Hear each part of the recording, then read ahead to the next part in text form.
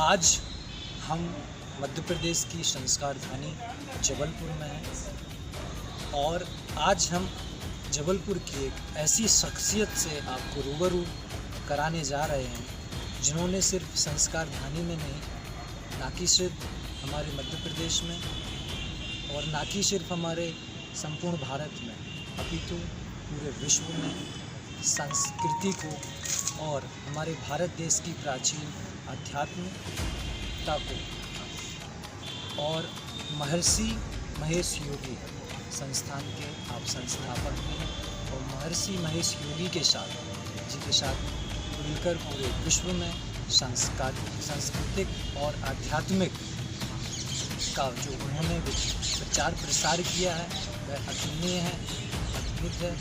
तो चलिए हम मिलते हैं माननीय जाने माने जादूगर और सबसे बड़े कह सकते हैं जबलपुर में लगभग 60 वर्षों से समाज और संस्कृति में अपना सेवाएं दे रहे माननीय एसके निगम साहब।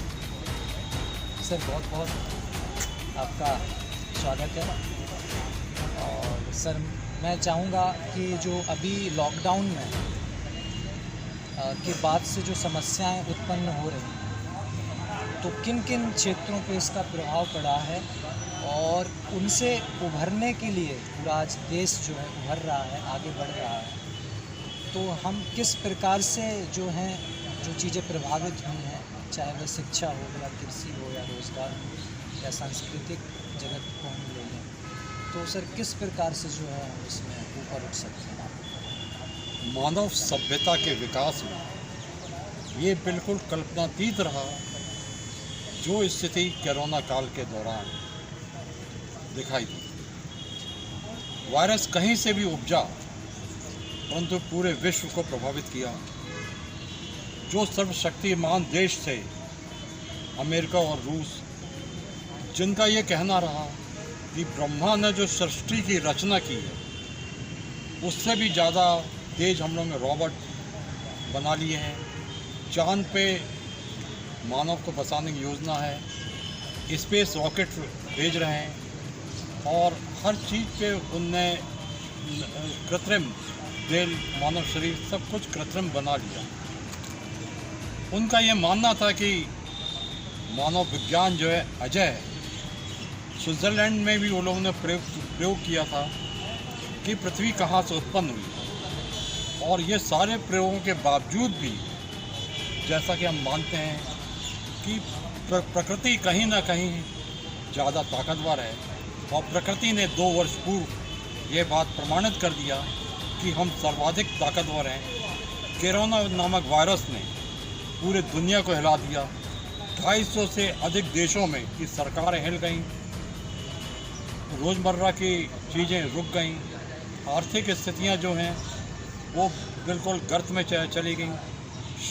जो शिक्षा जो थी, शिक्षा पे भी एक स्पीड ब्रेकर लग गया। हमने बहुत उभरने की कोशिश की, दुनिया भर के वैज्ञानिक इसमें चेतावनी देते रहे।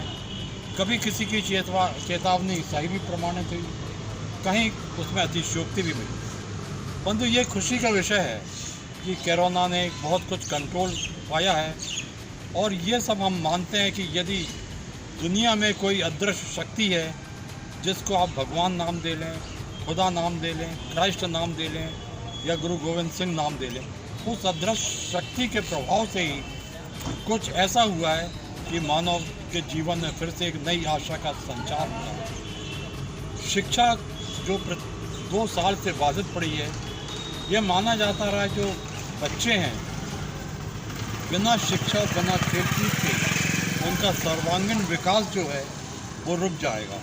ये सही है, सर्वांगीण विकास रुक गया। हम तो मानते हैं कि जब जेल की अवधारणा हुई होगी तो उसमें ये माना गया है कि सामाजिक प्राणी मनुष्य है। जेल में डालने के बाद वो समाज से कट जाता है तो इतने तनाव में रहता है वो एकदम उसका दिमाग कुंठित हो जाता है। बच्चे जब घर में रह रहे हैं तो उनका दिमाग भी एक प्रकार से कुंठित जैसा हो रहा है।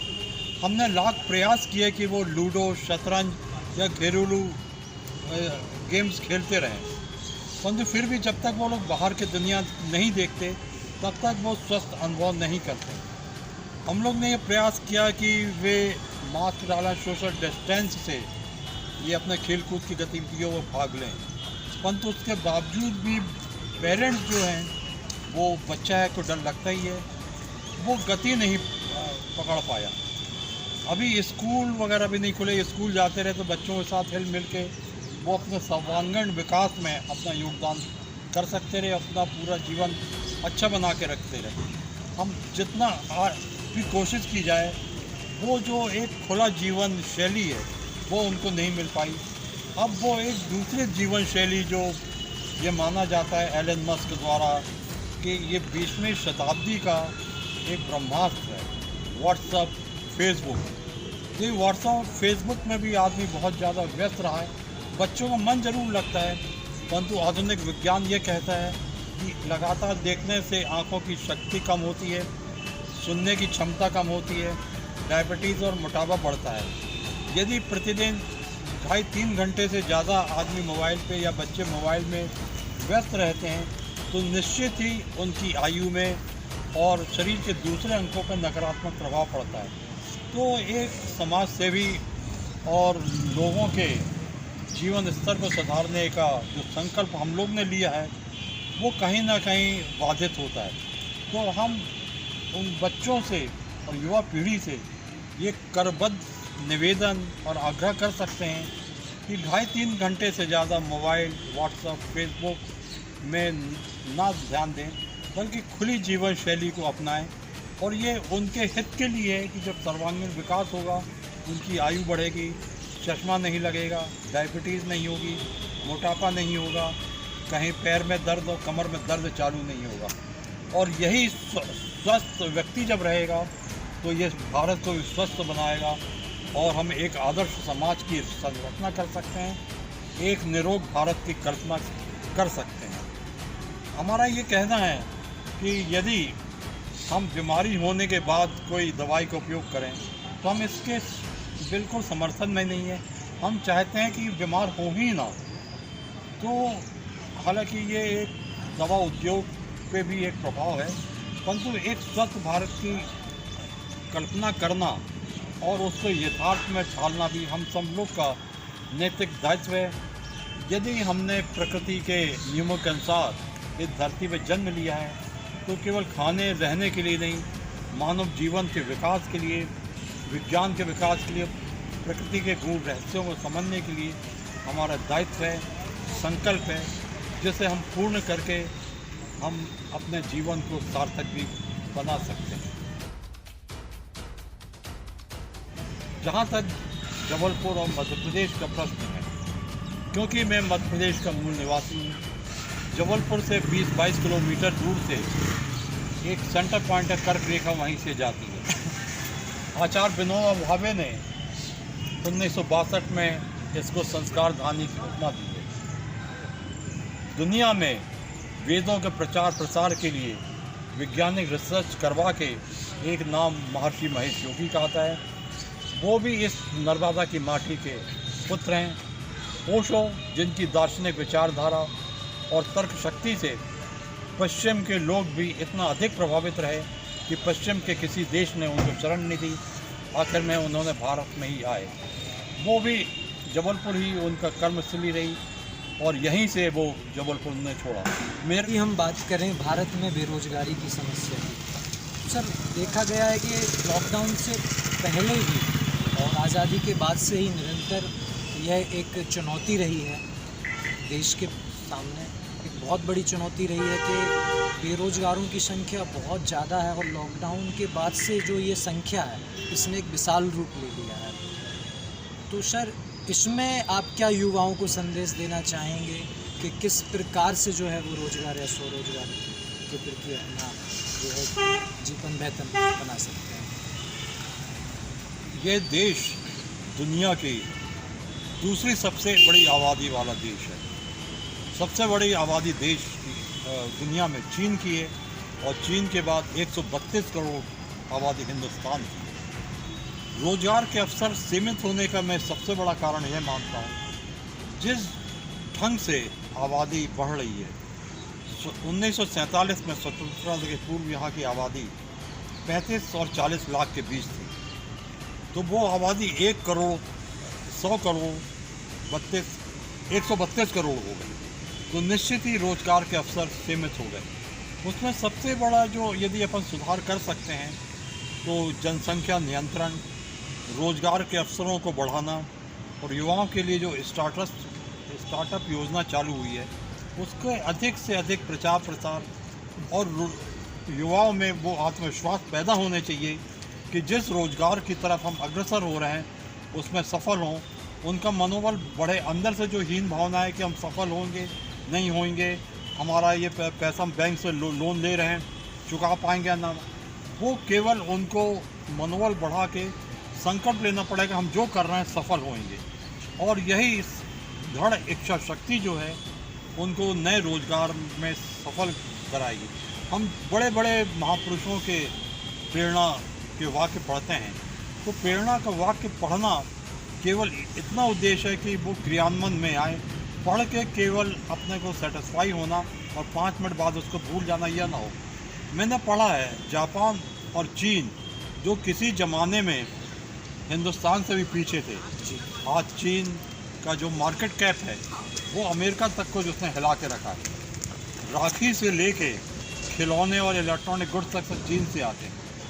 अभी मैंने 1.5 दिन में पहले एक समाचार पढ़ा कि जापान में किसी औद्योगिक कंपनी में एक हड़ताल हुई। हड़ताल करने का उनका जो तरीका था वो यह नहीं था कि वो काम छोड़ के चले गए, उनने उत्पादन डबल कर दिया। तो जो सकारात्मक जो ढंग है वो भी होना चाहिए। और एक कारण मैं ये मानता हूँ कि भारत गर्म देश है। गर्म देश में मानसिक और शारीरिक स्थितियाँ में कुछ आलस भी आता है। वो यदि साइकोलॉजी ढंग से उसको दूर कर दिया जाए कि गर्मी नहीं है, हमको काम करना है, जैसे खेत किसान में करता है, मजदूर ईंटें उठाते हैं, रेता उठाते हैं और चढ़ते हैं मकानों बिल्डिंग बनाने। बस हमको वही सिद्धांत है कि हमको नहीं लग रही गर्मी, हमको 2 रोटी खा के अपनी मेहनत करना है। तो निश्चित है जब जैसे गीता में ये कहा गया है कि कर्म और भाग एक साथ होना चाहिए। भाग का मतलब ये नहीं होता कि रोटी अपने आप थाली से उठ के पेट में चली जाए, उसमें कर्म भी करना पड़ता, रोटी को मुंह तक ले जाना पड़ता है। और जब अपन कर्म करते हैं तो भाग अपने साथ बिल्कुल साथ में होता है और सफलता निश्चित ही है ये मान के चलिए। तो वो आलस दूर कर लिए, संकल्प शक्ति लीजिए। और ये जो अपनी शिक्षा पद्धति में भी थोड़ा बदलाव होना चाहिए। ये शिक्षा पद्धति जो है अंग्रेज़ों के ज़माने की लॉर्ड मैकाले ने बनाई थी। लॉर्ड मैकाले ने केवल क्लर्क पैदा करने वाली शिक्षा बनाई थी। और क्लर्कों को आप कहाँ तक एम्प्लॉय करेंगे? कार्यालय सीमित हैं, जो बढ़ते हैं कार्यालय उसमें 10% लोग आ जाते हैं, 90% फिर भी बेरोजगार हो जाते हैं। तो उसको बैलेंस करने के लिए जो व्यावसायिक शिक्षा पद्धति ही अपने को अडॉप्ट करनी चाहिए। नए सिरे से शिक्षा होना चाहिए, वो रोजगार उन्मुखी शिक्षा होनी चाहिए और आत्मविश्वास पैदा करने वाली शिक्षा होनी चाहिए। बिल्कुल सर। तो थे हमारे माननीय सम्मानीय और जाने माने समाज सेवक और आध्यात्मिक गुरु भी हम कह सकते हैं। और जादूगर आनंद का सभी ने नाम सुना होगा, उनके भी गुरु रहे हैं। तो उन्होंने हमें बड़े ही अच्छे शब्दों में, सरल शब्दों में, कम समय में बहुत सारा जो है ज्ञान दिया। अभी हमारे ऊपर निर्भर करता है कि हम उससे क्या सीख लेते हैं और किस तरह से जीवन में उसको इम्प्लीमेंट करते हैं और जीवन में लाभ कमाते हैं। सर, आपका हमसे जुड़ने के लिए बहुत बहुत धन्यवाद। ये आपके धन्यवाद के साथ साथ मैं आप लोग और आपकी पूरी टीम को धन्यवाद देना चाहता हूँ कि जो चीज़ हम 10-20 लोगों से बोल सकते रहे, आपके चैनल के माध्यम से अधिक लोगों तक पहुँचेगी। और इस दिशा में मैं समाज और राष्ट्र के लिए कुछ योगदान दे सकता हूँ तो अपने आप को गौरवान्वित अनुभव करता हूँ। बहुत बहुत धन्यवाद।